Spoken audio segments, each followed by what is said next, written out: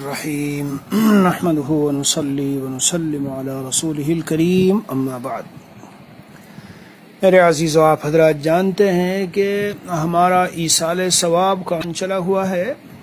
جب انسان دنیا سے چلا جاتا ہے تو میں نے کل عرض کیا تھا، جس طرح ڈوبنے والا سہارے کا انتظار کرتا ہے کہیں سے کوئی سہارا ہو، سہارا ملے، اسی طرح روایتوں میں ہے کہ جو دنیا سے چلا گیا ہے اسے بھی انتظار رہتا ہے کہ کوئی شخص اس کو کچھ ہدیہ تحفہ بھیجے۔ تو بہرحال اسی عنوان کی باتیں چل رہی ہے۔ کل میں نے عرض کیا تھا کہ اس کی حقیقت کیا ہے کہ پہلے خود نیک عمل کرے، کچھ نوافل، صدقات نافلہ، اعمال، عبادات بدنی مالی جو بھی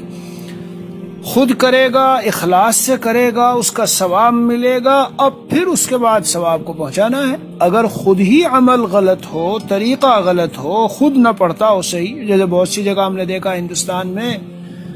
ابھی تو نہیں لیکن بچپن کا زمانہ یاد ہے، جب جاتے تھے تو اتنا پتہ نہیں تھا، نہ لوگوں نے بتایا تھا، تو دیکھا وہاں الحمدللہ ہمارے والد صاحب تو ہمیں اکثر قرآن خوانی کے لیے جانے نہیں دیتے تھے، مگر شہر میں جاتے اور طلبہ تو کسی کو صحیح پڑھنا آتا، کسی کو نہیں آتا، کوئی جلدی میں، کوئی جلدی سے پڑھ کر جی، اور جیسے ہی وہ 20-25 منٹ 30 منٹ گزری، جو صحیح پڑھنے والے ہیں انہوں نے صحیح طرح قرآن پڑھا اور پڑھنے کے بعد رکھا ہی، انہوں نے بھی اٹھا کے رکھ دیا۔ علماء نے لکھا ہے کہ اگر پڑھنا نہیں آتا تو سپارہ ہاتھ میں لے کر ویسے ہی دھوکہ دیتے رہنا اور جھوٹ ظاہر کرنا کہ میں پڑھ رہا ہوں، اور ایک طرح سے مکر اور دھوکہ دینا کہ سامنے والے سب سمجھیں گے کہ قرآن تو پورا ہو گیا۔ اول تو میرے عزیزو ذہن میں رکھو، سنو دھیان سے دیکھو، یہ جو ختم قرآن کی رسمیں ہیں کہ سب کو جمع کیا جاتا، بلایا جاتا، دعوت دی جاتی جی، اور وہ پھر آتے ہیں، اکٹھے ہوتے ہیں، اب تو یہاں تک ہونے لگا کہ باقاعدہ اخباروں وغیرہ میں دے دیا جاتا ہے، اخبارات وغیرہ میں جی ہاں، جیسے ہی قبرستان سے آئے تو مسجد میں اعلان ہو گیا، بورڈ پہ لکھ دیا گیا، اخبار میں دے دیا گیا، گروپ پہ بھیج دیا گیا، بھائی فلاں دن میت کے گھر جو ہے سب جمع ہو جائیں اور اجتماعی ایصال ثواب ہوگا، اور وہیں دعا کے بعد حاضرین کو کھانا وانا اور شیرنی وغیرہ، اور مطلب خلاصہ یہ ہے اگر وہ بھی تقسیم نہ ہو، خود یہ اجتماعی طور پر بلا کر اس طرح اکٹھے ہو کر دعوت دینا اور بلانا اور جمع ہونا، یہ خود ممنوع ہے۔ آپ لوگوں کو تعجب نہ ہو، حضرت مولانا یوسف لدھیانوی رحمۃ اللہ علیہ کی کتاب اختلاف امت اور صراط مستقیم میں صاف لکھا ہوا ہے کہ صحابہ کرام و تابعین و تبع تابعین اور اسلاف اور جمہور امت جی، ان کے زمانے میں کہیں کسی میں یہ رواج نہیں تھا کہ انتقال کے بعد تدفین سے پہلے یا بعد میں میت کے گھر جمع ہو اور جمع ہو کر کے اکٹھے ہو کر باقاعدہ قرآن پڑھے۔ میرے عزیزو، ایک تو یہ خلاف سنت و شریعت، پھر آواز کا ٹکرانا اس میں لازم آتا ہے، پھر کوئی صحیح پڑھتا ہے، غلط پڑھتا ہے، پھر کوئی محض دکھلاوے کے لیے کہ بھئی چلو وہاں جانا ہے، دوست ہے، کام ہے، تقاضا ہے کوئی، لیکن خالی اس لیے کہ جانا ہے کہ وہاں بلایا گیا ہے، بھئی پھر میرے یہاں بھی ضرورت پڑے گی تو وہ آئیں گے، یعنی ایک رواج پورا کرنے کے لیے۔ تو علماء نے لکھا ہے، حضرت مفتی جیسے میں نے عرض کیا یوسف لدھیانوی شہید رحمۃ اللہ علیہ نے لکھا، ڈاکٹر عبدالعلی صاحب کی کتاب میں لکھا ہے کہ اول تو اس خاص طریقے سے جمع ہو کر ختم اور ایصال ثواب کی رسم کا شریعت میں کہیں ثبوت نہیں، اس لیے یہ بدعت ہے۔ دوسرے، اس امر میں یہ مزید خرابیاں ہیں کہ دوست رشتہ دار تو عموماً محض شکایت سے بچنے کے لیے آتے ہیں، ایصال ثواب ہرگز مقصود نہیں ہوتا،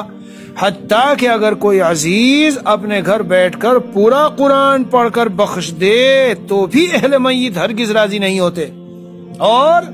ان کے نہ آنے کی شکایت باقی رہتی ہے کہ ہمارے ہاں وہ ایصال ثواب کی محفل میں تو آئے نہیں تھے جی ہاں، اور اگر کوئی یہاں آ کر یوں ہی تھوڑی دیر بیٹھ جائے اور کوئی حیلہ بہانہ کر کے چلا جائے تو شکایت سے بچ جاتا ہے۔ تو حضرت لکھتے ہیں کہ جو عمل ایسے لغو مقاصد کے لیے ہو اس کا کچھ ثواب نہیں ملتا، جب پڑھنے والے کو اس کا ثواب نہ ملا تو مردے کو کیا بخشے گا؟ جب پڑھنے والے کو اس کا ثواب نہ ملا تو مردے کو کیا بخشے گا؟ رہ گئے فقراء و مساکین، تو ان کو اگر یہ معلوم ہو جائے کہ وہاں جا کر صرف پڑھنا پڑے گا، ملے گا کچھ نہیں، تو ہرگز ایک بھی نہ آئے گا۔ معلوم ہوا ان کا یہاں آنا محض اس توقع اور امید سے ہوتا ہے کہ کچھ ملے گا، تو جب ان کا پڑھنا دنیاوی غرض سے ہوا تو اس کا ثواب بھی نہ ملے گا، پھر میت کو کیا بخشے گا؟ میرے عزیزو، یہ سب چیزیں ذہن میں رکھنے کی۔ آج کل تو ہم نے نئے نئے طریقے، ارے میاں یہاں تک ہے کہ ادھر انتقال ہوا اور ادھر جی وہیں گھر والوں کی طرف سے جو ہے ایصال ثواب میں کہ بھئی میت دنیا سے گئی، اس کی روح انتظار میں ہے اور اس کی روح اٹکی ہوئی ہے، اور یہ جو ہے خیرات کر دو اور یہ دے دو، گھر کا سامان خیرات کرنا شروع کر دیا جاتا ہے۔ یاد رکھو، اچھے سے یاد رکھو، یہ دین ہے، شریعت ہے، مذہب ہے، اسلام ہے، اللہ کا قانون ہے میرے پیارو، اس کو جاننا پڑتا ہے عمل کرنے سے پہلے، اس کو جاننا پڑتا ہے۔ تم جو انتقال کے بعد اس کے گھر کی چیزوں کو خیرات کرنے لگ گئے ہو، تمہیں پتا ہے کہ اس کا اب کچھ نہیں رہا، وہ سارا میراث میں منتقل ہو چکا ہے۔ پھر جب میراث میں منتقل ہو چکا تو کتنے ہی وہاں بالغین ہیں اور کتنے ہی نابالغ ہیں، نابالغ کی تو اجازت کا بھی اعتبار نہیں، اور پھر بالغین میں کون سا بالغ محض دل جوئی کے لیے اور دلداری دل رکھنے کے لیے اور شرما حضوری میں ایصال ثواب کے لیے دے رہا ہے، اور کون سا واقعی دل کے اندر دلی طور پر اس کو خیرات کرنے کے لیے کہہ رہا ہے کہ چلو کر دو، چلو کر دو، میری والدہ میرے والد چلے گئے، یہ بھی دے دو فقراء کو، یہ بھی دے دو، یہ بھی دے دو۔ میرے عزیزو، سب سے پہلے انتقال کے بعد ہر چیز جتنی وہاں ہے، قرض ہے، تجہیز و تکفین ہے، اس کی وصیت ہے، پھر جتنا جو کچھ باقی ہے وہ سارا تو مال میراث ہے۔ جب تک وہ تقسیم نہیں ہوا تو آپ کو کہاں خیرات کا اور کچھ تبرکات تقسیم کرنا شروع کر دیتے ہیں۔ ارے بھائی، تم جو تبرکات تقسیم کر رہے ہو تو جو نابالغ بچے ہیں ان سے تو پوچھا نہیں گیا، اور اگر پوچھ بھی لیا گیا تو ان کی اجازت کہاں؟ سمجھو ان سب باتوں کو۔ ایصال ثواب بالکل درست ہے، لیکن شرعی طریقے پہ ہونا چاہیے۔ جیسے میں نے کل عرض کیا تھا، قبرستان میں جاؤ تو دینی صحیح مقاصد ہوں، اگر ایسے ہی بس قبرستان میں جانے کا جی شوق ہے، قبر پر جا رہے ہیں، اور آج کل تو جیسے میں نے عرض کیا تھا کل، عورتیں بھی قبروں پہ جاتی ہے۔ بنیادی طور پر حضور اقدس صلی اللہ علیہ وسلم نے اولاً تو قبروں پہ جانے سے منع کیا، پھر اجازت دی، اور اجازت دینے کے بعد یہ بھی فرمایا کہ اجازت دی جا رہی ہے فَإِنَّهَا تُذَكِّرُ الْآخِرَةَ، یہ آخرت کو یاد دلاتی ہے۔ اب مسئلہ یہ کہ آیا یہ جو اجازت دی گئی یہ صرف مردوں کے لیے ہے یا عورتیں بھی جا سکتی ہیں؟ جو حضرات اس کے قائل ہیں کہ عورتیں بھی جا سکتی ہیں، جو حضرات اس کے قائل ہیں، اصل تو یہ ہے کہ مردوں کے لیے، لیکن جو حضرات اس کے قائل ہیں کہ عورتیں بھی جا سکتی ہے، تو بڑی شرائط کے ساتھ فقہاء نے اپنی کتابوں میں لکھا ہے جی کہ عورتیں جا سکتی ہیں، مگر اس کی شرائط ایک تو دیکھو وہاں جانا ہے، وہ جو بزرگوں کے مزاروں پہ جاتی ہیں وہ تو خرافات کرتی ہیں، ساری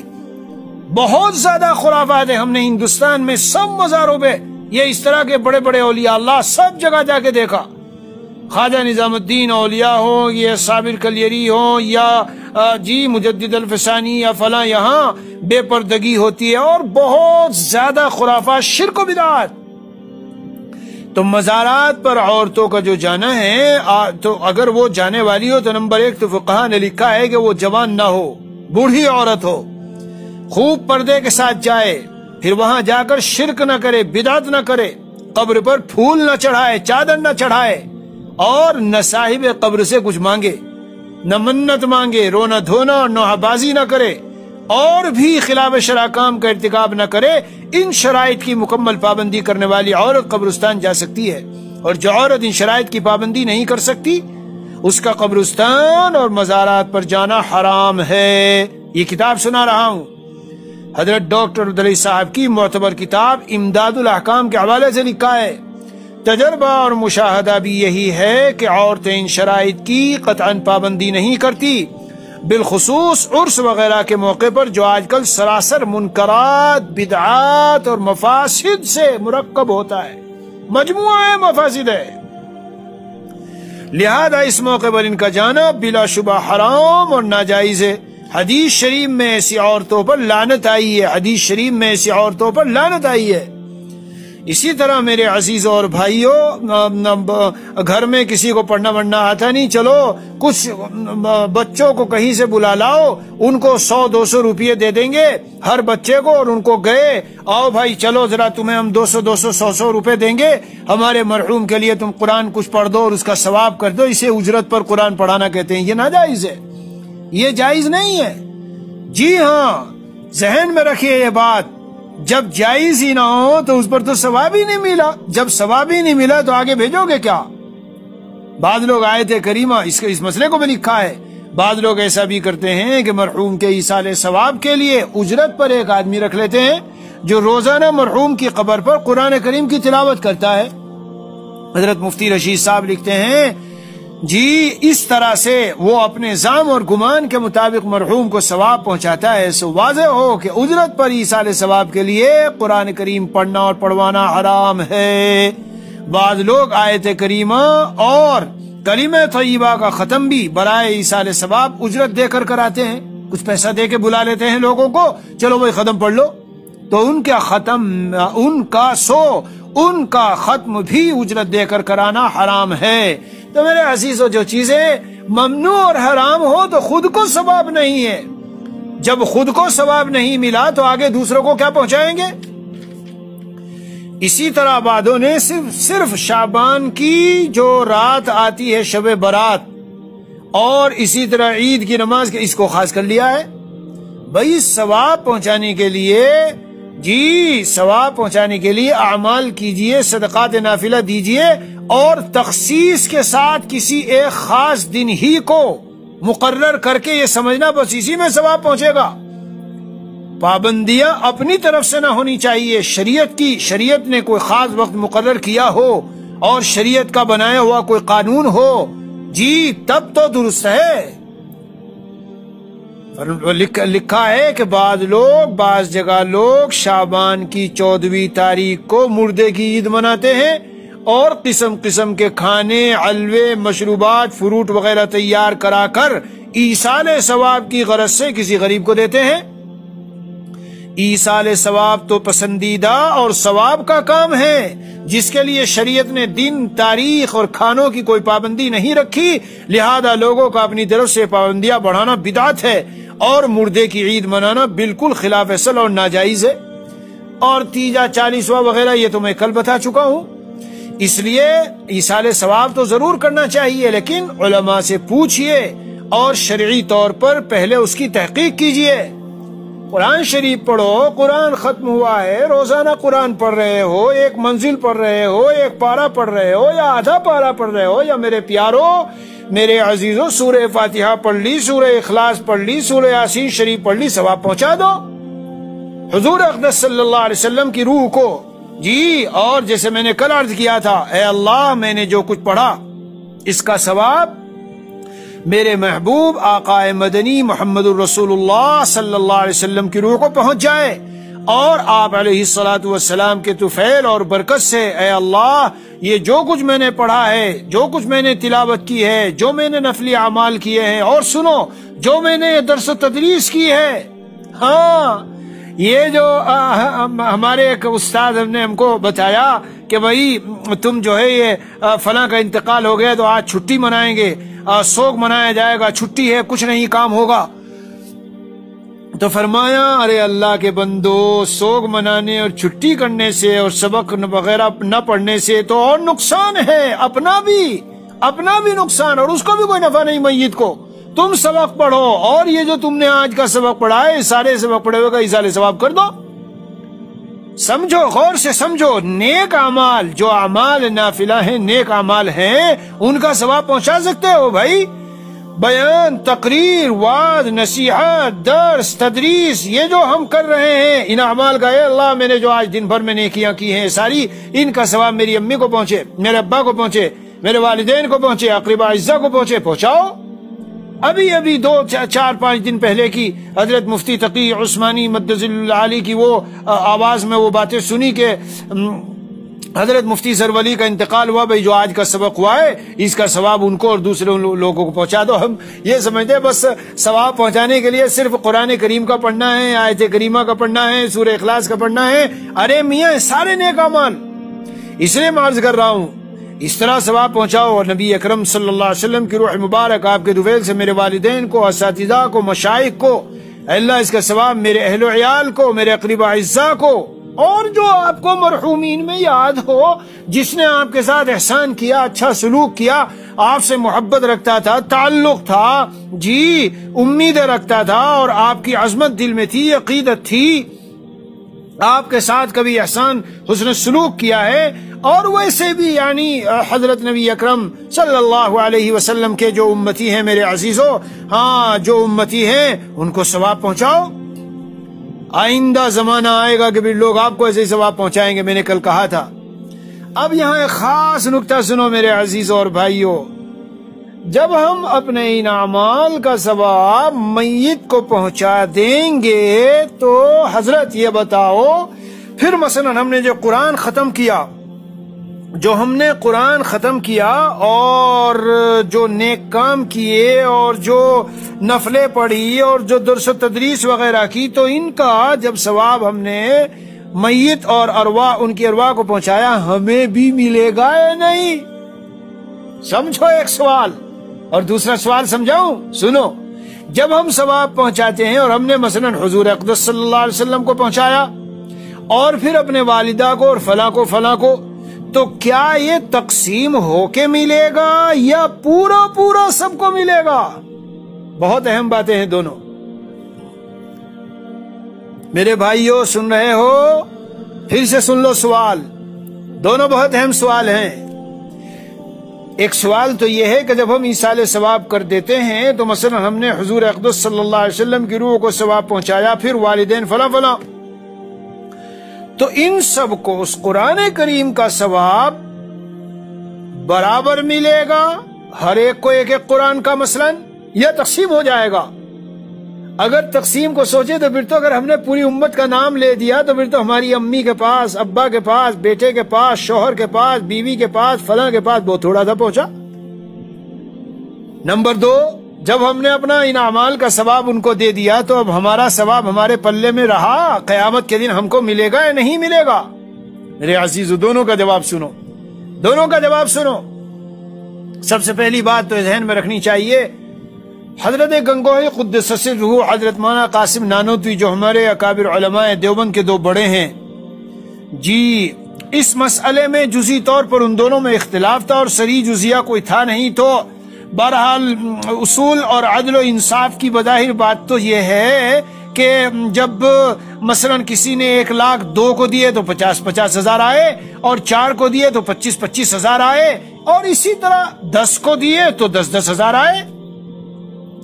اصول اور عدل کی بات تو یہ ہے میرے پیارو، لیکن فضل کا معاملہ حضرت مولانا قاسم نانوتوی رحمۃ اللہ علیہ فرماتے ہیں، ہم تو اللہ کے فضل کی طرف دیکھتے ہوئے اللہ کے فضل و کرم سے یہی امید کریں گے۔ کیوں؟ اس لیے کہ اس کے خزانوں میں کوئی کمی نہیں ہے، اور اس کو دینے کے لیے بہانا چاہیے، اور اس کی رحمت غیر محدود ہے، وہ ختم نہیں ہوتی۔ ہمارے بندوں کی طرح نہیں ہے کہ میرے پاس 1,00,000 ہے دے دیا، باقی تو ہے نہیں، کس کو کہاں دے دوں؟ اللہ تعالیٰ کے یہاں یہ نہیں ہے کہ اس قرآن کا ثواب مثلا 1,00,000 نے کی، ایک مثال ایگزامپل دے رہا ہوں، 1 کروڑ نے کیا ہے، اب 1 کروڑ کو تقسیم کر دو، باقی تو ہے نہیں۔ اس لیے ہمارے اکابر میں حضرت مولانا قاسم نانوتوی رحمۃ اللہ علیہ یہی فرماتے تھے کہ جو ثواب بھیجو گے تو وہ سارا،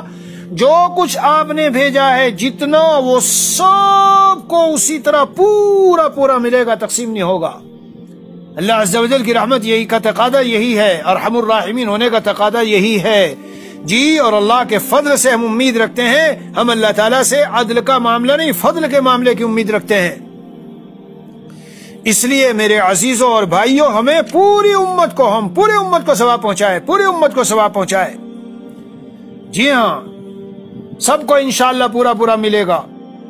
اور حتیٰ کہ میں تو کہتا ہوں کہ حضرت آدم علیہ نبینا علیہ الصلوۃ والسلام سے لے کے یہاں تک سارے مومنین اور اہل ایمان کو اور انبیاء اور صلحاء اور اتقیاء کی ارواح کو پہنچائیے تو اور زیادہ بڑھ جائے گا۔ اللہ کے خزانوں میں کوئی کمی نہیں ہے بھائی، ان کو اللہ عز و جل کی ذات کریمی اور رحیمی کو ہم اپنے اوپر قیاس نہ کریں. ٹھیک ہے. نمبر 2، جو بات میں نے عرض کی وہ بھی اسی طرح ہے.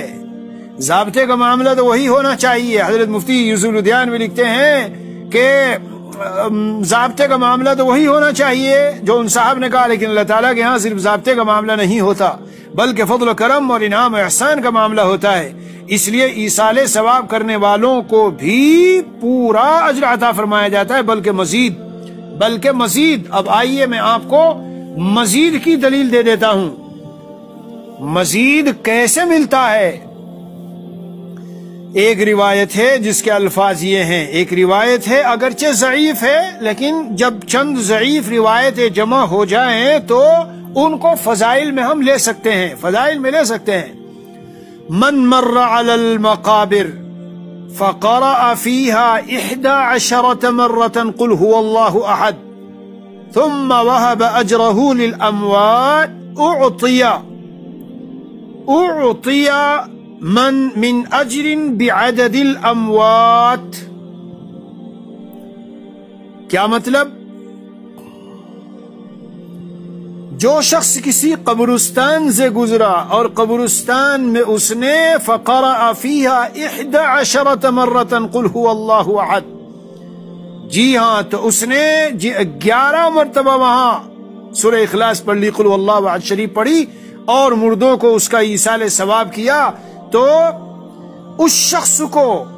جتنے مردے اس قبرستان میں ہیں مردوں کی تعداد کے مطابق ثواب عطا کیا جائے گا.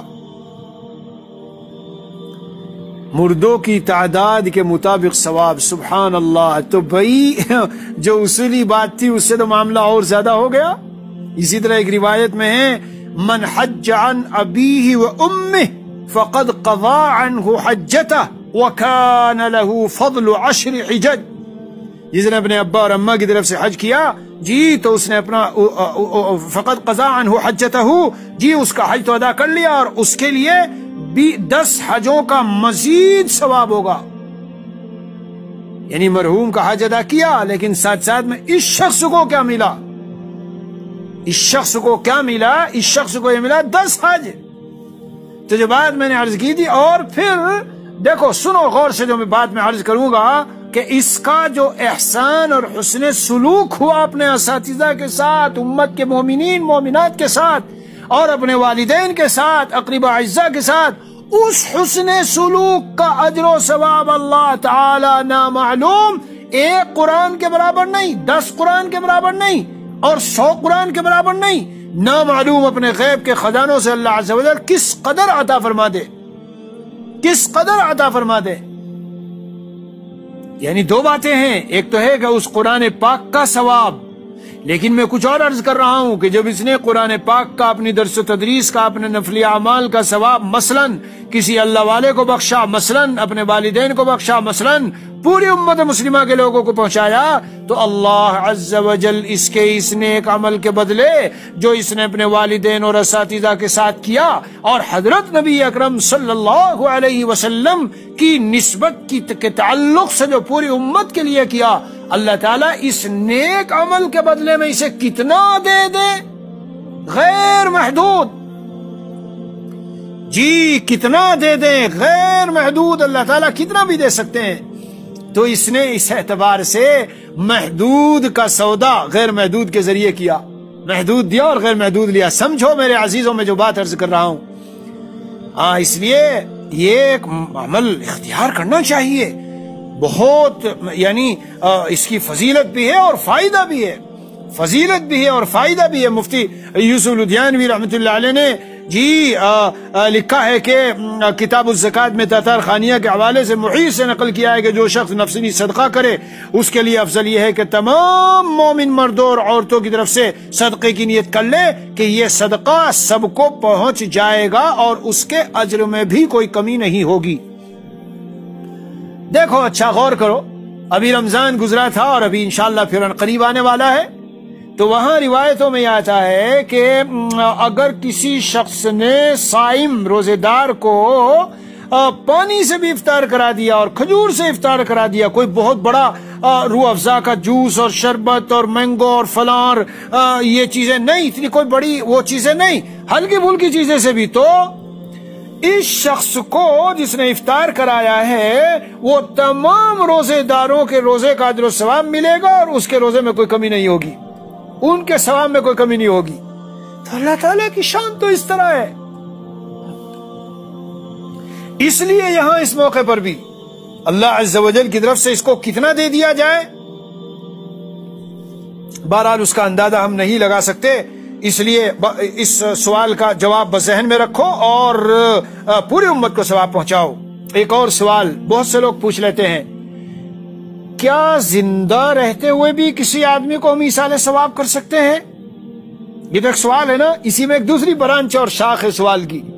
اگر کر سکتے ہیں حضرت تو لیکن عام طور سے ہم نے دیکھا ہے کہ کوئی بھی نہیں کرتا زندوں کو ثواب، یعنی زندوں کا ذہن کی طرف ذہن جاتا ہی نہیں کہ ہم ان کو بھی ایصال ثواب کریں، جب کوئی مر جاتا جب ہی کیوں کرتے ہیں ہم ایصال ثواب؟ یہ دوسرا سوال ہے۔ میرے عزیزوں اور بھائیوں، پہلی بات تو ذہن میں رکھو، اگر آپ ایصال ثواب کی حقیقت سمجھ گئے تو آپ کو ذرا بھی تردد نہیں ہوگا یہ بات سمجھنے میں کہ زندوں کو بھی ایصال ثواب کیا جا سکتا ہے۔ زندوں کو بھائی ایصال ثواب کا مطلب کیا نکلا؟ میں نے جو اپنا نیک عمل کیا ہے میں اس کا ثواب فلاں کو دے رہا ہوں اور فلاں کو دے رہا ہوں اور فلاں کو دے رہا ہوں، اپنے والدین کو بخش رہا ہوں، اپنے فلاں کو بخش رہا ہوں۔ جی تو زندوں میں بھی جو آپ کے اساتذہ آپ کو پڑھاتے ہیں، مشائخ جو آپ کو جی سکھاتے ہیں اور اصلاح اور تزکیے کی چیزیں ہوتی ہے تو ماشاءاللہ وہ ان کا احسان ہے آپ کے ساتھ، تو آپ ان کو کرو۔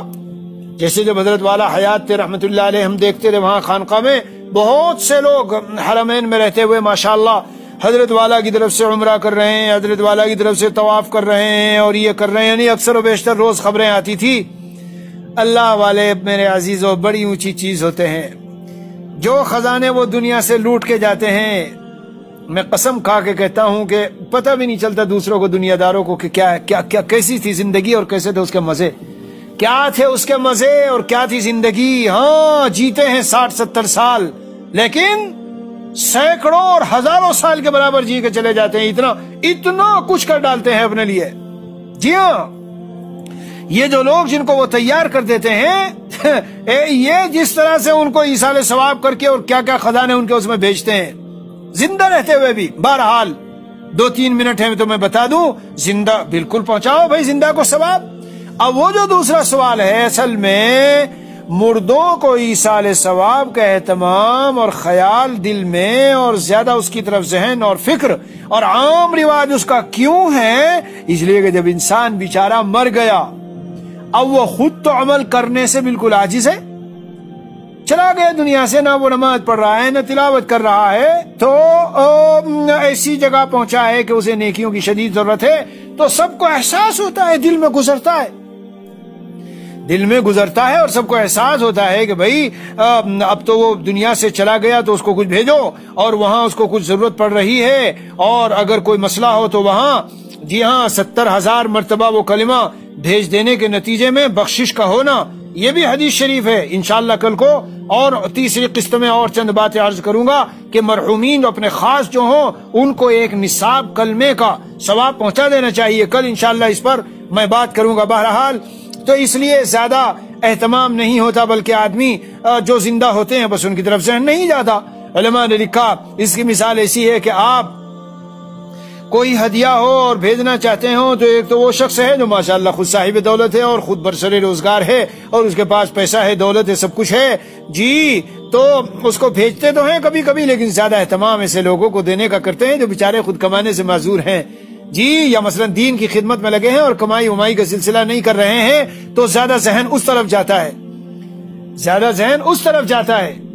اس لیے بہرحال لیکن خلاصہ یہ ہے کہ زندہ کو مردہ کو آپ ثواب پہنچاؤ، اور انتقال کے بعد ایک اور بات انشاءاللہ تیسری قسط میں کچھ اور چھوٹی چھوٹی چیزیں۔ ایک بہت بڑے اللہ والے تھے یہاں حضرت مولانا عبد الرحمن میاں، ساؤتھ افریقہ میں، بہت علماء نے ان سے قرآن حفظ کیا اور اللہ نے بڑی مقبولیت بھی دی ان کو۔ جس دن جنازہ ہوا اس دن ہم نے دیکھا کہ ماشاءاللہ دور دور سے ایسا بڑا جنازہ اور ایسے لوگ علماء اور متقی اور پرہیزگار لوگ جنازے میں شریک تھے، تو ان کے جنازے میں ایک شخص کھڑے ہو کے وہ کچھ بیان کر رہے تھے، تو انہوں نے کہا کہ بھائی اے لوگوں، انتظار میں تم کھڑے ہو. تو پھر حضرت مفتی محمود صاحب رحمۃ اللہ علیہ کا قول نقل کیا کہ ایک جگہ جنازے میں جب انہوں نے انتظار کی تو 500-600 مرتبہ سورہ اخلاص پڑھ چکے تھے وہ، بجائے اس کے کہ ادھر باتیں ادھر کھڑے ہیں ادھر کھڑے ہیں، اور اس کا ثواب ان کو پہنچا چکے. ابھی نماز جنازہ ہوگی، وہ بھی تو رحمت کی دعا ہی ہے، مغفرت کی دعا ہی ہے. تو کھڑے ہوئے ہو کہیں جنازے میں جا کے شریک اور کھڑے ہوئے ہو، کیا دیر لگتی ہے کہ زبان چلاتے رہو، اور جب تک جنازے کو قبر میں اتارا جائے اس سے پہلے ہی بہت سارا ایک اچھا خاصا ثواب کا ذخیرہ اس کے لیے بھیج دو. اللہ عز و جل اپنی رحمت سے ہم سب کی بخشش فرمائے، اور ہم سب کے لیے دنیا سے جانے کا جو معاملہ ہے، جو ایام اور لمحات اور ساعات ہوں گے اور جو احوال ہوں گے، اللہ تعالیٰ ان میں ہماری خاص مدد فرمائے، کلمے کے ساتھ ایمان کے ساتھ اٹھائے. یہ بھی کل بتاؤں گا کہ صرف ایمان والے کو ثواب پہنچانا نفع دیتا ہے، جو ایمان پر نہ گیا ہو، جی کفر و شرک پر گیا ہو، اسے نفع نہیں دیتا. اللہ تعالیٰ ہم سب کو عمل کی توفیق دے. انشاءاللہ کل کو تیسری قسط ہوگی اور آخری. وصلی اللہ علی نبی الکریم وعلی آلہ واصحابہ اجمعین والحمد للہ رب العالمین.